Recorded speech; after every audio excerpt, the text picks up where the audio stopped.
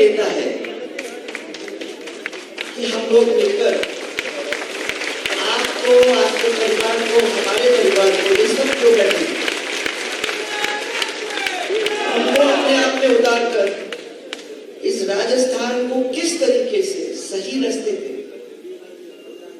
सबके परिवार को मजबूत करते हुए सबके क्षेत्र के अंदर आप सब कार्यकर्ताओं को जगह देते हुए ये संकल्प लेकर हम आगे बढ़ना चाहते हैं, जिस संकल्प के साथ हम एक नए राजस्थान की कल्पना फिर से कर सकें।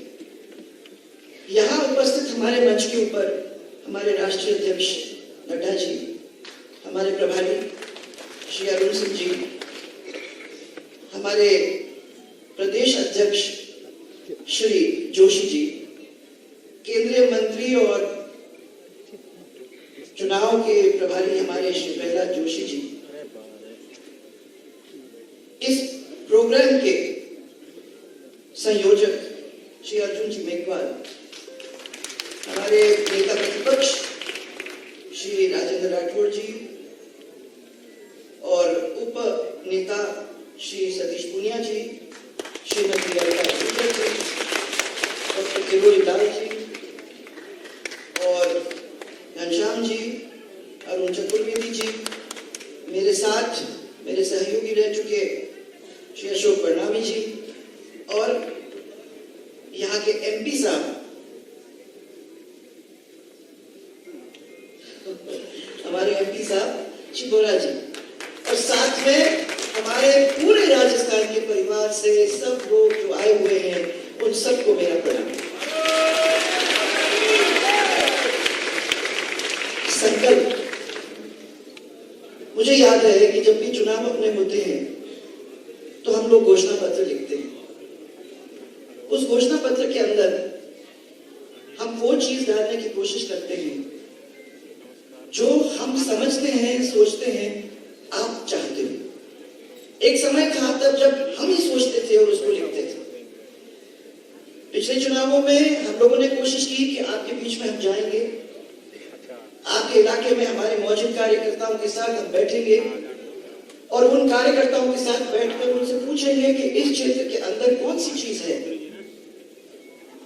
जिस चीज को अगर हम घोषणा पत्र में डालते हैं, 5 साल सरकार हमको मिलती है, तो उस 5 साल के अंदर कौन सी चीज है जो आप चाहते हो हम कंप्लीट कर सकें। तो मुझे याद है जब हनुमानगढ़ जाने का हुआ तो सबने मेरे को खेत पे ले जाके बताया, ये देखो पानी, सब दूर पानी फैल रहा है, हम लोग खेती कर नहीं पा रहे हैं, ये खरा पानी है और इसकी वजह से कई हजारों बीघा हमारी बिगड़ चुकी है। सेम कहते हैं इसको, और इस सेम से हमारे को छुटकारा चाहिए, इसकी मदद आप कर पाएंगे। मुझे याद है कि उसको हम लोगों ने अपने घोषणा पत्र के अंदर डालने का काम किया और आप लोग हनुमानगढ़ के जो भी यहाँ बैठे हुए हैं, आप लोग जानते हो कि हम लोगों ने उसको स्टडी करने के लिए, और जब सरकार अपनी बनी तो करोड़ रुपए वहां लगाकर उस सेम की बीमारी को ठीक करने का काम किया। इसी तरीके से आपके जगह जगह पे हम गए और जहां जहां लोगों ने कहा, जैसे हमारे ईस्टर्न राजस्थान की तरफ जब हम गए, ये तो पूरी कहानी थी सब पूरे डिविजन्स के अंदर, परंतु जब ईस्टर्न राजस्थान में गए तो ईस्टर्न राजस्थान वालों ने कहा कि हमारे यहाँ तो बिजली की बहुत हालत खराब है। ऐसा इलाका है जहां रोड भी नहीं बने, जहां इतने सालों से कोई आता भी नहीं है देखने को। ये मानते हैं कि एक ऐसा इलाका है जहां हमको किसी चिंता करने की जरूरत ही नहीं है। यहाँ अगर आप रोड बना दो, यहाँ अगर बिजली दे दो, यहाँ अगर पानी दे दो, तो पहली बार ऐसा होगा। और ये क्षेत्र आपका ऋणी ही नहीं, ये क्षेत्र फिर आपका अपने आप को अपना आपका परिवार जैसे मानेंगे। यहाँ वो भी बैठे होंगे। मुझे याद है कि सपोटरा के अंदर मुझे कहा कि रोड क्यों बना रहे हो। मैंने कहा सपोटरा के लोग जुड़ेंगे कैसे जब आपने मांग की है, और अगर हमने वहां रोड बना दिया तो कल वहां के लोग भी तो सोचेंगे कि कोई और है जो हमारे बारे में सोचता है। यहाँ खाली बदमाशी करने के लिए एमएलए नहीं बनता, यहाँ काम करने के लिए भी एमएलए बनता है। सपोटरा का रोड बना, गंगापुर से निकला पानी, हम लोगों ने कोशिश की बामनवास तक वहां पहुंचाया, आपके वहां बावली में पहुंचा, जहाँ बावली में था ही नहीं पानी इतने सालों से। बहुत सारे इलाकों के अंदर पानी जब पहुंचा तो लोगों ने कहा कि वाकई में भारतीय जनता पार्टी ने जो उसके अंदर लिखा था वो करके हमको दिया।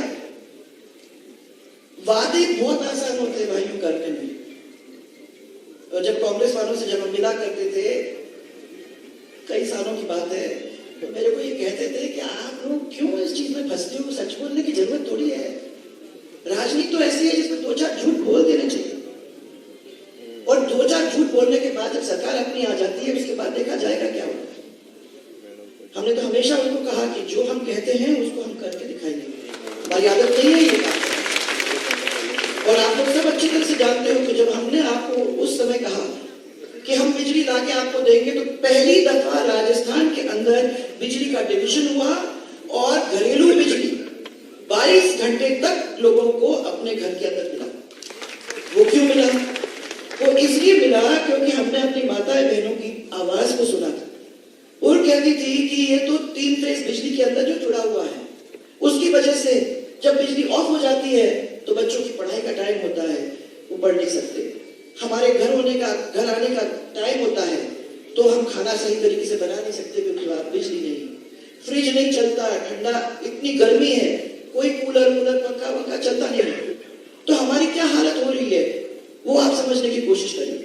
उसकी वजह से हम लोगों ने वो घरेलू बिजली की लाइन बनाई, आपको याद होगा, और घरेलू बिजली की लाइन बनाकर 22 घंटे बिजली दी। आपका फ्रिज चला, आपके पंखे चले, आपके बच्चे पढ़े, और जब ये सब खेत से आते थे वो आराम करने को भी समय मिला। ये 22 घंटे का काम उन्होंने करके दिया वादा करने के बाद। इसी तरीके से हमने कहा था कि आप लोगों को 6 घंटे बिजली हम 3 फेज की देंगे, हमने दी। इसी तरीके से हमने कहा था कि जो 3 horse power, 5 horse power, 7 horse power की जो मोटर्स वगैरह हैं, ऐसे लोगों को हम लोग साल में 10 से 11 हजार रुपया माफ करने का काम करेंगे। और छोटे जो है उसमें तो यही समझो कि इतने में तो पूरा का पूरा आपका बिल पेमेंट हो जाता है। तो जो लोग, गरीब लोग जिनको बिजली की जरूरत थी और जो खेत में उसको इस्तेमाल करते थे, 11,000 से ज्यादा उनका बिल नहीं था, उस बिल को माफ करने का हम लोगों ने काम किया। फिर मेरे पास, मुझे याद है जब हम लोगों को लिख रहे थे घोषणा पत्र, उस समय जब बात कर रहे थे आप लोगों से, तो सब लोगों का कहना था कर्जा माफ। याद है? कर्जा माफ। मैंने आप लोगों के साथ बैठ के उसको प्लान बनाने का काम किया। हम लोगों ने सोचा इसको कैसे आप तक पहुंचाए, 10,000, 50,000, क्या आप चाहते थे, उस हिसाब से हम लोगों ने कर्जा माफ किया। पर हम जानते थे कि कमर्शियल बैंक का कर्जा माफ हो ही नहीं सकता है। हम लोगों ने अपने बैंकों से करवा कर आपको सर्टिफिकेट देके वो काम करवाया। ये जब आए तो सबसे पहले आप लोग बोले कितने, 1, 2, 3, 4, 5, 6, 7, 8, 9, 10 दिन के अंदर आपका कर्जा माफ हो जाएगा। हम भी जानते थे और मुझे लगता है कि आप में से भी बहुत सारे लोग जानते थे कि हो ही नहीं सकता। संपूर्ण कर्जा कैसे माफ हो सकता है सेंट्रल बैंक का, और जो आपके जो कमर्शियल बैंक्स हैं उनके कर्जे माफ कैसे होंगे भाई? किसी ने सोचा? बाद में जब सब हो गया तब जब मैं उनके पास गई, मैंने कहा क्या? उन्होंने कहा साहब आपका तो कर्जा माफ हो गया था, सोचा हो सकता है। ऐसे मत सोचो, इसके बारे में बहुत गहन चिंतन करने की जरूरत है, क्योंकि जो काम हो ही नहीं सकता वो कर ही नहीं सकते। परंतु क्या हुआ कि विकास का काम रुक गया। हम लोगों ने 2 कदम आगे लिए थे तो 2 कदम हमको पीछे भी लेने पड़े, क्योंकि इस सरकार ने जो काम किया नहीं किया वो आप लोग सबको अच्छी तरह से मालूम। पीने के पानी की किल्लत, सिंचाई की पानी की किल्लत, वादे करने में इतना आसान था, कोई प्रॉब्लम नहीं थी भाई, परंतु उसको जमीन पे लाने का काम कहां हुआ है? रेवड़ी बांटने का काम, मैं शब्द नहीं इस्तेमाल करती, रेवड़ी छोड़ो। वादे जो किए हैं इतने सारे आपके सामने किए हैं, हम तो टेलीफोन भी बांट रहे हैं, पैसे भी कर रहे हैं, सब कुछ कर रहे हैं, परंतु किसने सोचा कि राजस्थान के पूरे खजाने को खत्म करने का काम इस तरीके से कर रहे हैं कि सरकार अगर उनकी वापस आ जाती तो वो खुद ही मुसीबत में होंगे, और नहीं होगा तो ये ओपीएस से सब चीज जोड़ने वाले किए हैं, वो किसी को मिलेगा कि नहीं मिलेगा ये मुझे नहीं मालूम। उनको क्या मतलब है? उनको तो मतलब इतना ही है कि बोल दो, कुछ भी बोल दो, अपने को तो जीत के वापस आना है, फिर उसके बाद देखा जाए। ये भारतीय जनता पार्टी ने कभी नहीं किया।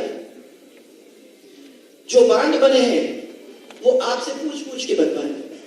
जहां पानी ले गए थे वो आप लोगों से पूछ पूछ के किया। जहां छोटे इंडस्ट्रीज की मुसीबतें थी जैसे सरसों वालों की थी, उन सब की छोटी छोटी समस्याओं को बैठ के आपके साथ उनको सुलझाने का काम हम लोगों ने किया। और आज इसीलिए मैं आपको कहना चाह रही हूं कि बैठो, सोचो। जब अपना सुझाव आप डालते हो तो ऐसे सुझाव होने चाहिए जो सिर्फ मेरे लिए नहीं, मेरे गांव के लिए ही नहीं, मेरे उस क्षेत्र के लिए फायदा पहुंचाने वाले ऐसे ऐसे चीजें आप नोट करवाएं, ऐसे ऐसे सुझाव बनवाएं, ताकि वो काम जब एक साथ सातों के सातों डिविजन्स के अंदर होने लगता है तो राजस्थान एक नया राजस्थान बनकर ही रहता है। और असलियत है भाई, कोई भी कह दे हम तो नया राजस्थान बनाने चले, हम तो नया ये करने चले, हमने वादा कर दिया। नया राजस्थान ऐसे नहीं बनता। नए राजस्थान के लिए हम सबको मिलकर संकल्प लेना होगा। हम सब मिलकर लेंगे, क्योंकि मैं समझती हूं कि राज तो वही कर सकता है ना राजस्थान के ऊपर जो जनता का सोचता है। इसके बारे में आपको सोचना चाहिए।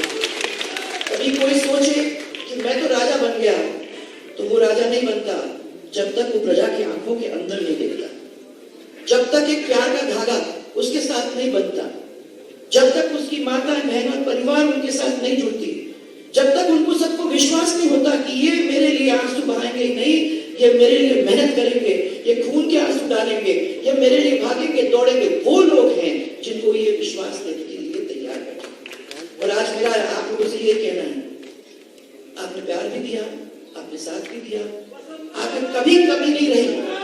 और मैं आपको ये विश्वास दिलाना चाहती हूँ कि जब हम लोग मिलकर काम करेंगे तो वो चीज जिसका सपना आप सबने अभी तक देखा है उसको कुछ कदम तक आगे ले जाने का काम करेंगे। तो आपको मेरा बहुत सारा प्यार, सबको मेरा बहुत सारा प्यार।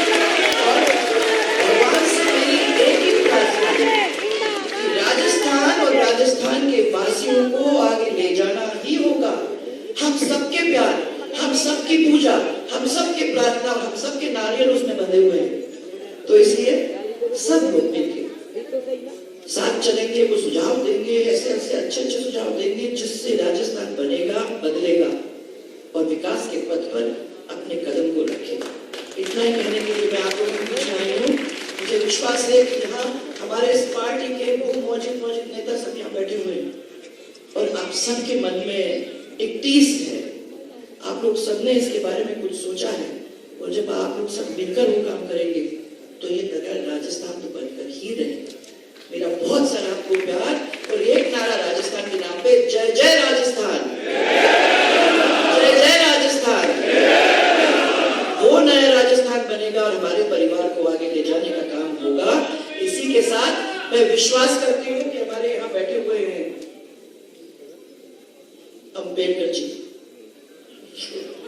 ठीक है, आप आगे चलते जो ये लोगे और जो ये घोषणा पत्र बनाओगे उसके अंदर इन सब की विश्वास, इन सब का एक किस्म से सुझाव, क्या आपका विश्वास और आपका प्यार उसके अंदर बना हुआ होगा। और हम सब उनको विश्वास ये दिलाना चाहते हैं कि हमारा घोषणा पत्र जो होगा वो उनके काम के लिए समर्पित